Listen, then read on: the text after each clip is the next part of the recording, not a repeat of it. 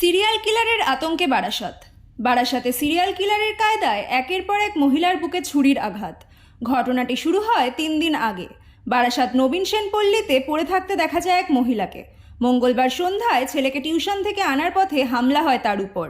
পরবর্তী ঘটনাটি ঘটে বুধবার সন্ধ্যায়। বারাসাত ইউনাইটেড ক্লাব থেকে ঢিলছোড়া দূরত্বে আক্রান্ত হন আর এক মহিলা। গুরুতর অবস্থায় তাকে নিয়ে যাওয়া হয় বারাসাত হাসপাতালে। শুক্রবার এলাকাবাসীর সঙ্গে কথা বলে জানা গিয়েছে, মহিলাদের শ্লীলতাহানি করতে চড়াও হয়েছে আততায়ী। একটা মেয়েকে নিয়ে যাচ্ছিল একজন ভদ্র মহিলা। তো তারপরে হঠাৎ করে উনি দেখেন যে দুটো ছেলে এরকম বাইকে করে আসছে, কালো কাপড়ে মুখ ঢাকা। তারপরে এসে এরকম বুকে ছোড়া লাগিয়ে দিয়ে চলে গেছে। তো উনি যখন ছোড়াটা লাগিয়ে তখন উনি বুঝতে পারেননি। পরে দেখছেন হাত ফাত পুরো রক্তে লাল হয়ে গেছে। একই ঘটনা কালকে আবার ঘটেছে। কালকে এইখানে ঘটে, কিন্তু কোন রাস্তায় ঘটেছে আমি সেটা বলতে পারবো না। ইউনাইটেড ক্লাব পাশেই হয়েছে। কিন্তু এখানে আমরা একজন ছিল, একজনই কালকে।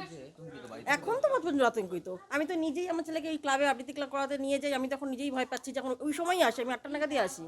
তো আমার তো এখন নিজের খুব ভয় লাগছে যে আমি কি করে এখন বেরোবো। বারাসাত থানার শীর্ষ পুলিশ আধিকারিক জানিয়েছেন, তারা বিষয়টি নিয়ে উদ্বিগ্ন। দ্রুত অপরাধীকে ধরার চেষ্টা করা হচ্ছে। নিকটবর্তী বাড়িগুলির সিসিটিভি ফুটেজ খতিয়ে দেখা হয়েছে।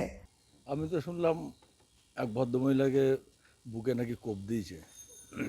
কবে? এটা কালকে রাত্রের ঘটনা।